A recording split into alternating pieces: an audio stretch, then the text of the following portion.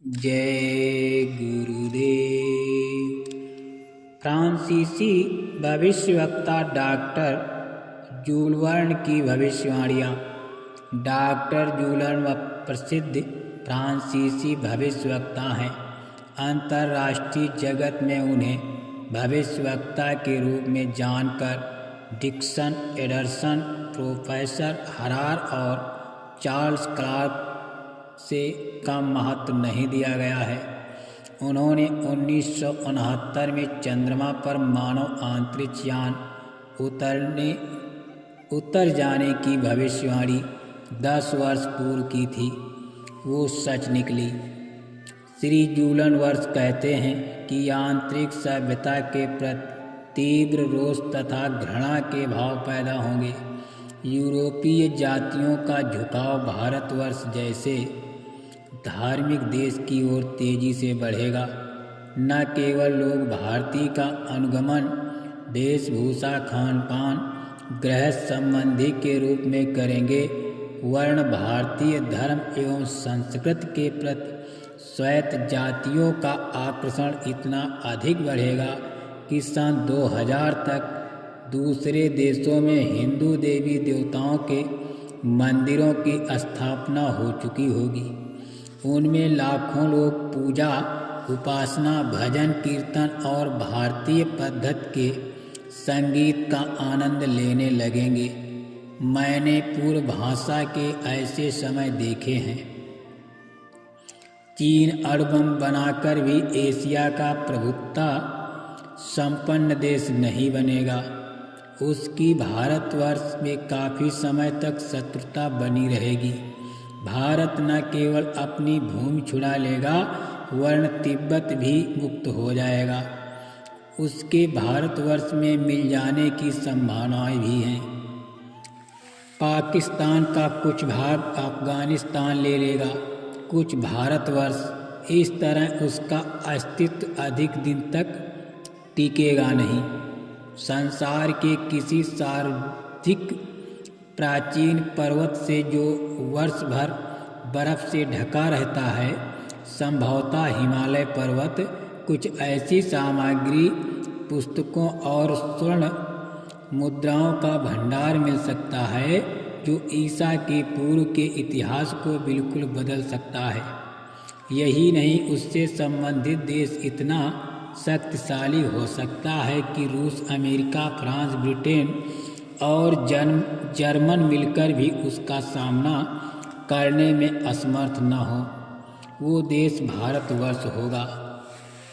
भारतवर्ष में किसी एक ऐसे रहस्यमय व्यक्ति का जन्म हो चुका होगा जो आज तक के इतिहास का सबसे अधिक समर्थ व्यक्ति सिद्ध होगा। उसके बनाए विधान सारे संसार में लागू होंगे। सन 1970 से 80 तक 10 वर्ष भीषण प्रकृति हलचल और हलचलें होंगी। वायु दुर्घटनाएं, अतिवृष्टि, सूखा, बाढ़, भूकंप आदि बढ़ेंगे। तुर्की का अधिकांश भाग भूकंप से नष्ट हो जाएगा। अरब में गृह युद्ध हो जाएगा। उसका लाभ इजरायलियों को मिलेगा। समुद्री तूफानों की बाढ़ आएगी।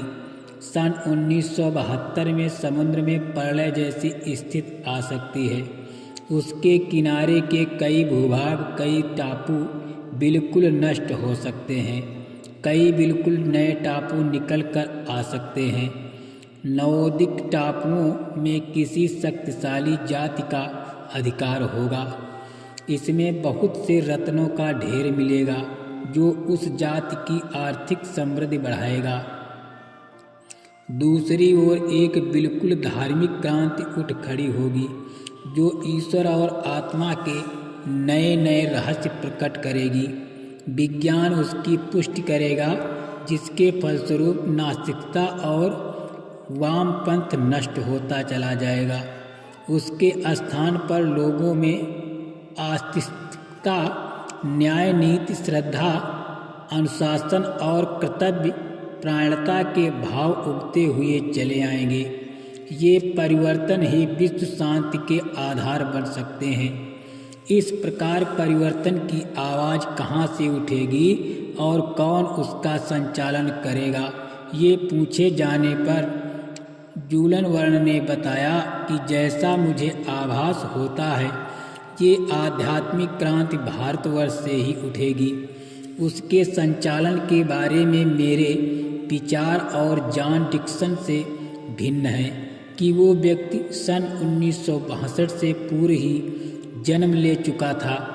इस समय उसे भारतवर्ष में किन्हीं महत्वपूर्ण कार्यों में संलग्न होना चाहिए।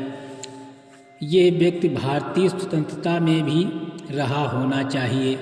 उसे अनुयायियों की बड़ी संख्या भी है। उसके अनुयायी एक समर्थ संस्था के रूप में प्रकट होंगे और देखते ही देखते सारे विश्व में अपना प्रभाव जमा लेंगे और असंभव दिखने वाले परिवर्तनों को आत्मशक्ति के माध्यम से सरलता व सफलतापूर्वक संपन्न करेंगे।